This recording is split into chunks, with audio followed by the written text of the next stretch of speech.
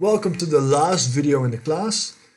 In the previous video, we finally got around to developing a finite element formulation for the Navier-Stokes equations based on scale decompositions and specific choices of projectors and fine scale modeling of the fine scales in the advective term, which produce turbulence models.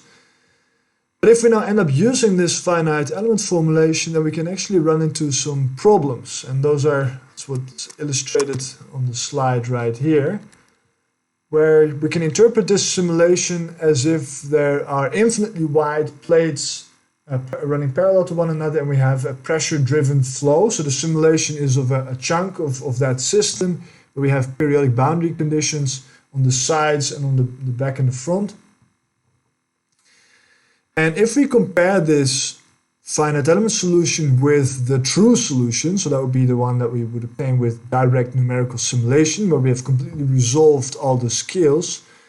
And well, then we can, first of all, plot the direct numerical simulation results as we've done in the bottom here. The three graphs show the mean velocity along the span direction, and also the root mean square of the velocity in that direction, and the root mean square of the velocity along the height.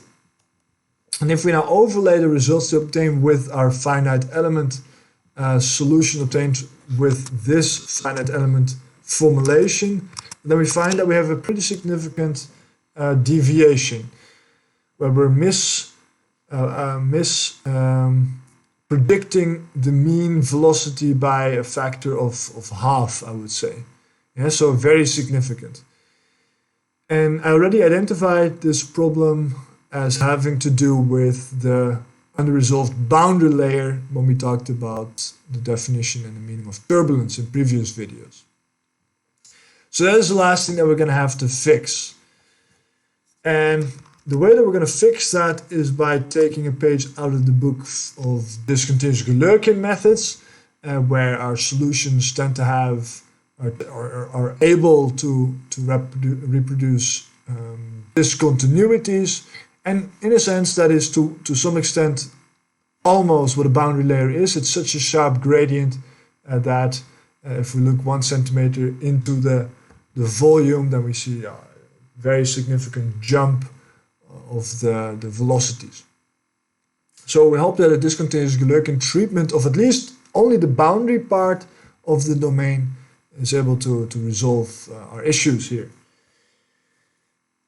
So let's first have a bit of a closer look at what's actually going wrong in our simulation, because, well, we developed a pretty nice formulation and everything was consistent with fine scale modeling. So why do we still get a bad solution? Well, if we think about what we're actually asking from our finite element solution, then it kind of makes sense that it can't do what we're asking for. So let me take a slice out of the simulation that I showed earlier, so a tangential slice, where we have the top plate and the bottom plate. We have the flow running from left to right. And if I also take a slice now in this direction, I have, well, here, this is where I would have my elements. And the velocity in the x direction in the true solution would look something like that. So we have hugely steep gradients precisely around the boundary, right? That's also what we're seeing right here at the leftmost graph.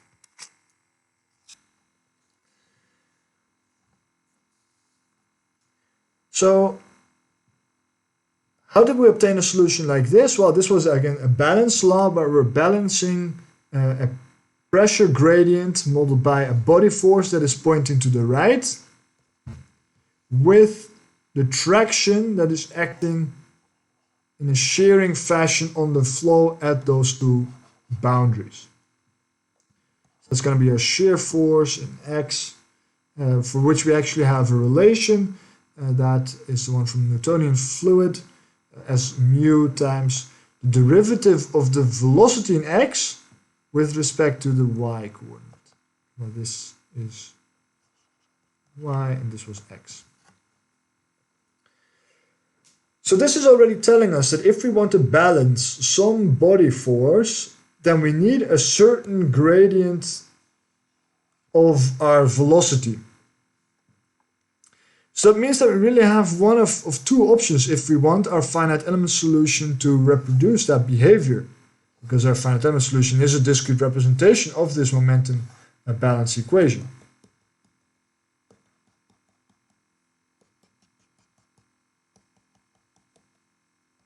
So let me now draw in the mesh. Suppose that our elements are roughly this size.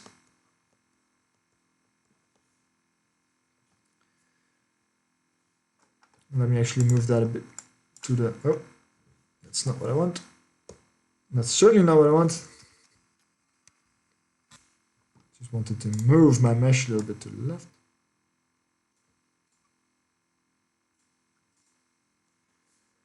So if this is the true mean, so this is the DNS solution, the DNS mean, right? So that's the line that we have on the left.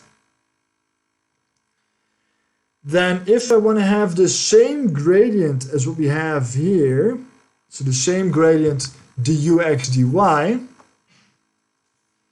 but my first node is here, and I want to have the same gradient, then I would have a huge overshoot. Same thing here. If I want to have the same gradient at the node that is touching the boundary, then I would have a huge overshoot. So that means that either I completely mispredict the mean value, or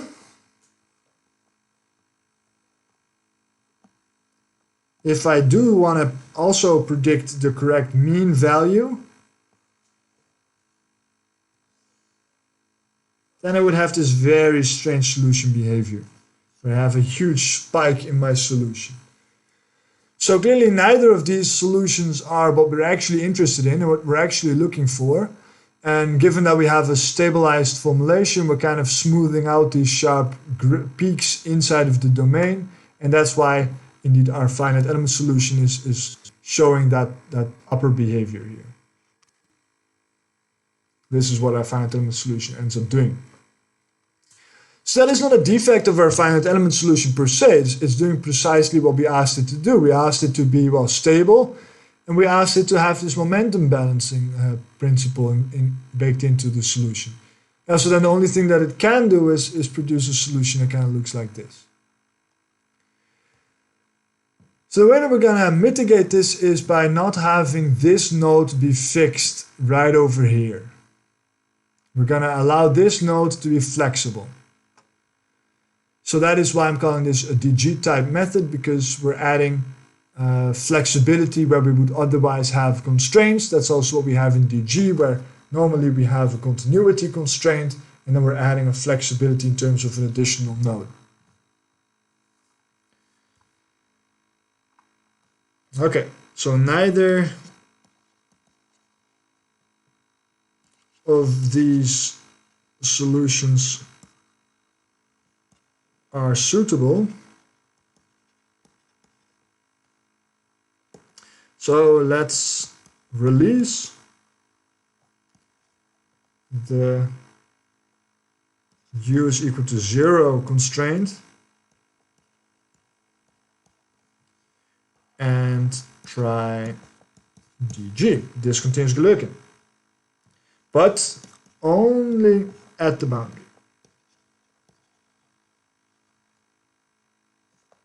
Right, we don't want to introduce a full-fledged discontinuous gelöken scheme, because that would introduce potentially way too many degrees of freedom, and that's not what our objective is right here. We want to use a standard finite element method with as little tweaks as possible to make this work.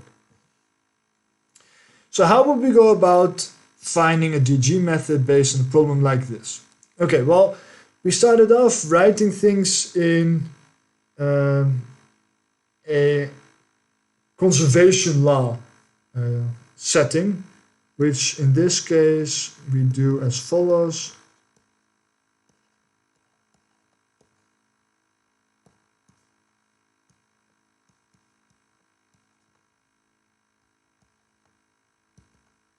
then this will be our momentum equation. And so this capital D over dt is the total derivative, or the material derivative, which actually includes a nonlinearity in our case. Then we had this divergence format of a certain quantity, and then this will be our flux. And we actually have a derivative of the velocity itself in there, but we didn't quite like that. We wanted to kind of represent hyperbolic conservation laws, even though we're not really dealing with hyperbolic conservation laws here, but still. And we did so by introducing now this auxiliary variable, and that is what is sigma right here, so that would be the stress. Now, in order for us to use the stress in our equation, we actually have to introduce a new equation that defines the stress, and that will be this equation.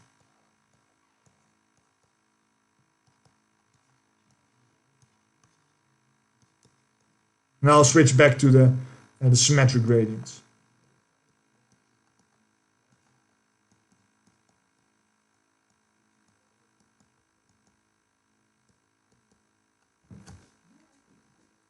Okay, so now we've introduced another variable. That's kind of also not what we want.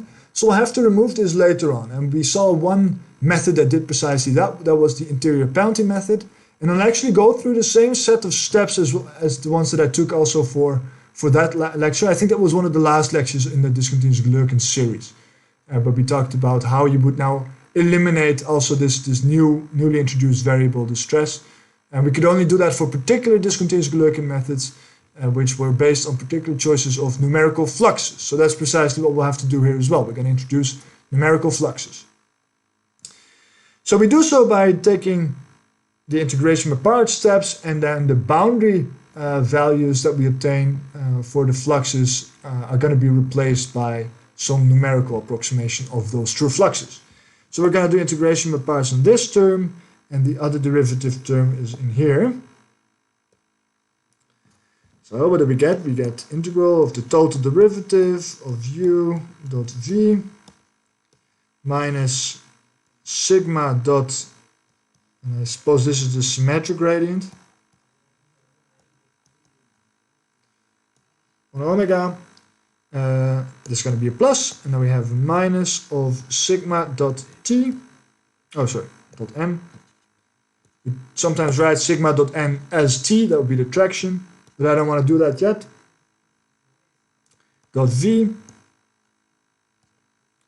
And now on the boundary we call sigma now sigma hat. That was now the numerical flux representation of sigma. So that's going to be on the boundary. And because, well, the only boundary that I have for the model problem that we're considering right now, the simulation that we just saw, is a bottom and a top and a bottom. And both of those are Dirichlet boundaries. So I'll just write omega d. And the right hand side, nothing changes. And that's going to be on the volume. Now our second equation.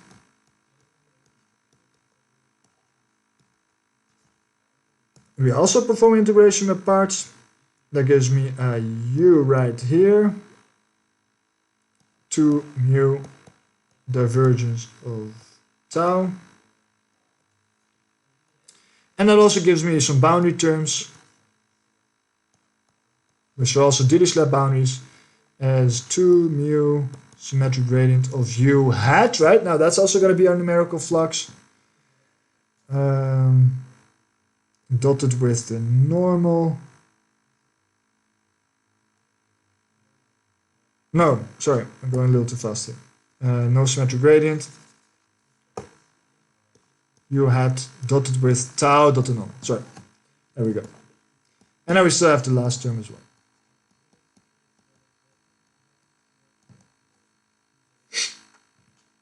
So now we had to introduce expressions for these numerical fluxes, and we had certain requirements for these expressions. They had to be conservative, they had to be consistent, and then we had a whole range of possibilities. And we'll choose the same one as we did for the interior penalty method, because that was one of the methods for which we could then later on eliminate the auxiliary field. And the choices of the interior penalty method applied to this setup right here are going to be that the numerical flux for the solution, well, that is on the Dirichlet boundary, so we actually know precisely what the value is for u at the Dirichlet boundary. So we're going to simply substitute that. That is our Dirichlet data, which is actually our zero vector right now. But in my formulation, I'll actually stick with the UD just to keep this a little bit more general than for the specific case where UD is equal to 0.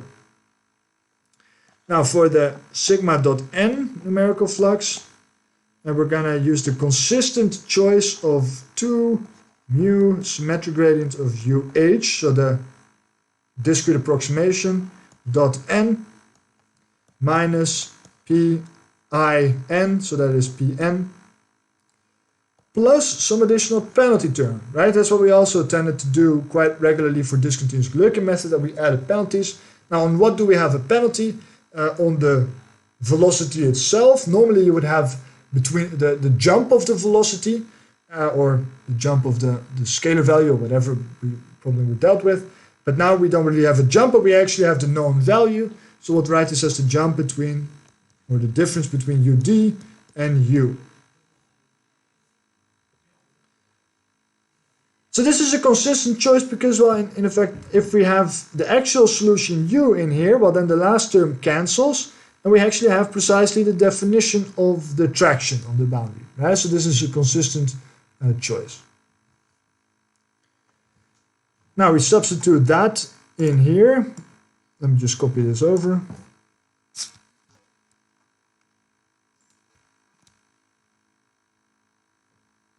Did that not do something?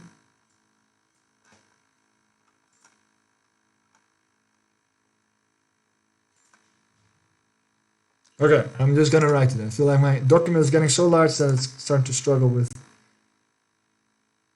It's starting to struggle a little bit. Okay, but I did want to say one more thing actually. Okay, there we go. And that is that not only do we introduce numerical fluxes on these boundaries, at this point we're also going to replace our true solution by our finite element approximation, right? So now we introduce all the h's. And if we want to be a little bit consistent with our variational multiscale idea, then we would also introduce h's for our test functions, because we're sort of only dealing with coarse scale test functions as well. Okay. So then, after we have used these choices of numerical fluxes, what do we get? Well, we still get our total time derivative, but now from our discrete solutions. Now we have sigma h symmetric gradient of v, well that's what we still had, and then our numerical flux substituted in here gives me 2 mu symmetric gradient dot n dot v plus phn dot vh plus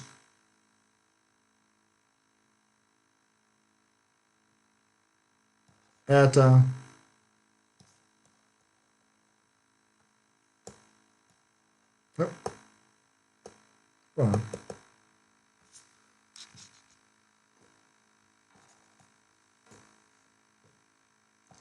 eta ud minus h.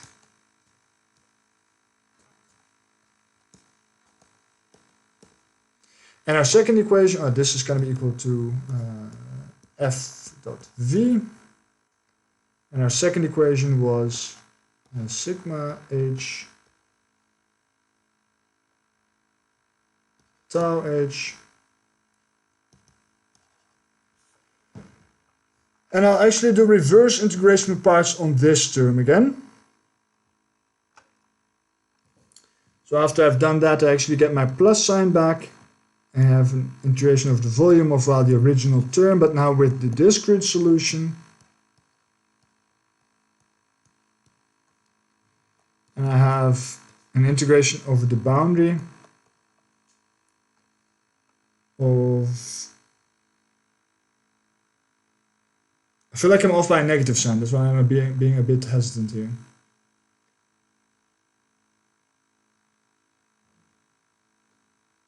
Okay, we'll see that as we're going forward. What did we have before? We had u hat, and now we substitute in place of u hat, we substitute ud, and then we did integration with parts again, so we have 2 times mu times u hat, or ud, minus u h times tau dot n.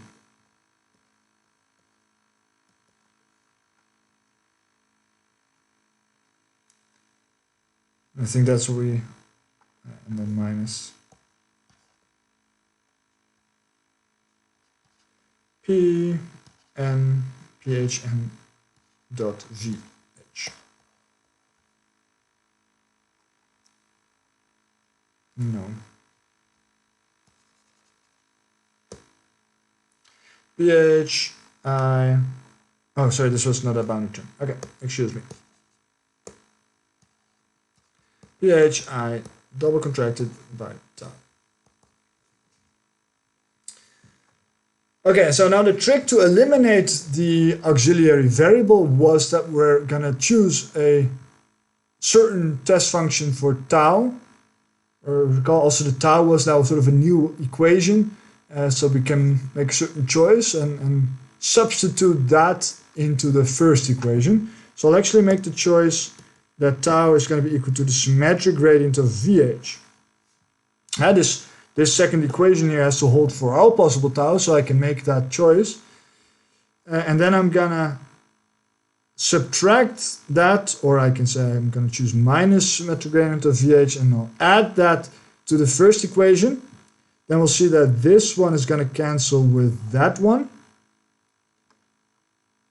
Then we have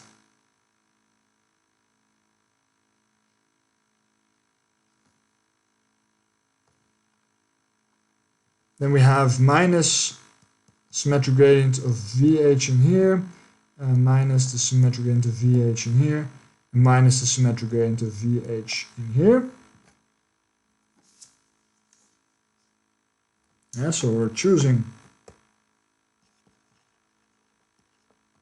tau h is equal to symmetric gradient of VH. And if we then add all these things together, we end up getting the formulation d dt uh VH plus 2 mu symmetric gradient of u double contracted with the symmetric gradient of VH. That is this term right here.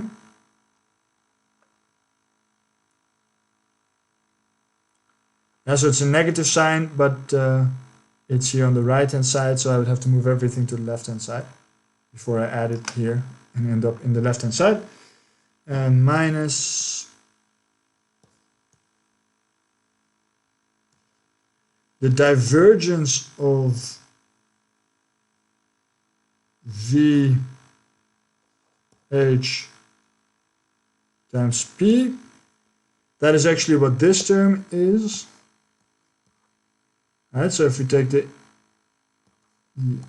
1, 1, 1, 0, 0, 0, 0, 0, 0 times the symmetric gradient of VH, then you sum only the diagonals. So that's what the divergence is.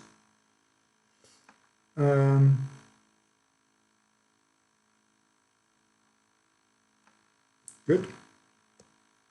And then we have a bunch of boundary terms left. We have minus integral of the Dirichlet boundary of 2 times mu times the symmetric gradient of u dot n dot vh minus partial n or partial d uh2 times mu. So this is the symmetric term, right? These two are symmetric, plus partial omega d eta uh dot vh. So let's now check my sign. Yeah, so I think this was, the sign here is flipped. So I probably have to enforce the penalty like this.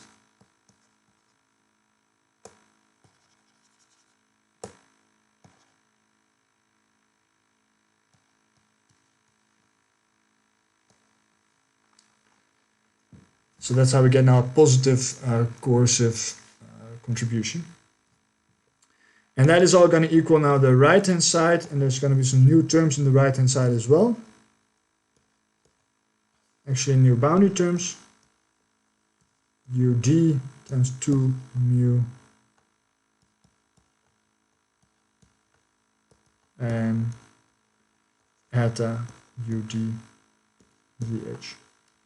Those are the ones corresponding to this term and this term from here and here.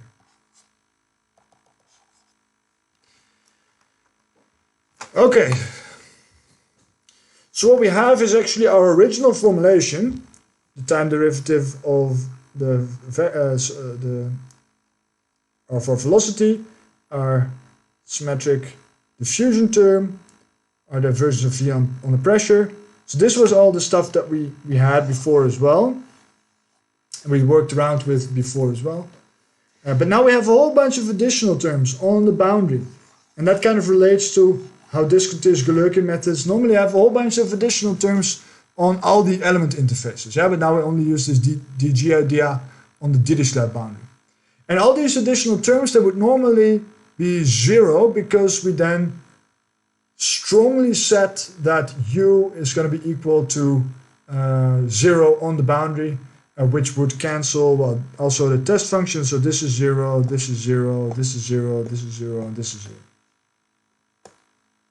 And actually, of course, only these two. But now, since we're allowing this flexibility, we get these additional terms in there. And these are the terms that consistently but weakly enforce the Dirichlet boundary condition. Yeah, we're connecting the value of UH with the value of UD on these boundaries. And we're doing that weakly. And that's this weak enforcement of these boundary conditions. It gives us a little bit more wiggle room. And we don't have to have this hugely sharp gradient in there, because the solution here is no longer fixed. Now, we would have to add all of these terms to our multi-squirrel formulation that we had before. Now, I'm not going to write out that equation, because that's going to end up being huge. I have it here in my slides. I copied this from an article, actually, so this is not... yeah, my idea, my derivation that I am proposing myself here. This is something that people actually use, is I guess what I'm trying to say. And yeah, it's getting pretty lengthy, right? So now we have all the terms that we knew from the previous video, where we have the time derivative. This is the nonlinear advection, and well, our Stokes part, and here our Stokes part, and our diffusion part. And then this was in part the PSPG addition and the SUPG addition. Then we have the completely nonlinear fine scales right here. And we have also the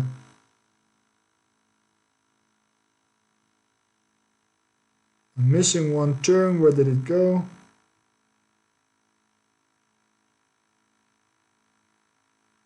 Oh no, sorry. Yeah. So we have one cross term and the second cross term. I'm adding those together in this symmetric gradient, but you can separate those out if you want. Then we had our least squares and incompressibility constraint, and now on the boundary we have a whole bunch of additional terms. Consistency term, a symmetry term, and this penalty term, and that's precisely what we have in here as well. Now we had a consistency term, that is pretty much the attraction. We have a symmetry term and a penalty term. So a very large formulation, and if we actually make use of that, then we kind of mitigate the problem that we saw before. On the left, still the simulation from the previous slide, and on the right now with this new formulation. We see if we look at the top that we get velocity fluctuations. Well, that's precisely what we wanted. We wanted to kind of relax this constraint. But on average, it's still satisfied. So on average, no, I shouldn't say on average, I should say weekly. Weekly, it's still satisfied. And if we look at now these cut planes and these means and root mean squares, then for the strong solution, well, we had this, and we didn't quite like that. But for this weekly this introduction of the weak boundary conditions, we get the blue lines now, which are pretty much overlaying the DNS solution, which is a very remarkable result given the coarseness of the computational grid. I think there were only 16 elements along the height direction, or actually along any one of the directions. And so a very, very coarse mesh, but still able to represent the true flow physics remarkably well, I would say. Okay, so I think that's kind of the conclusion of this entire class here. In this formulation, we have combined everything that we talked about the last semester. Stabilized methods of advection, stabilized methods of Stokes, so the pressure stabilization, even some of the discontinuous Galerkin ideas. So everything is in this one equation, and everything also shows up as sort of a turbulence model, taking into account the fine scale behavior. So I hope that with this I've shown you how the mathematics, the physics, and the computational methods kind of come together.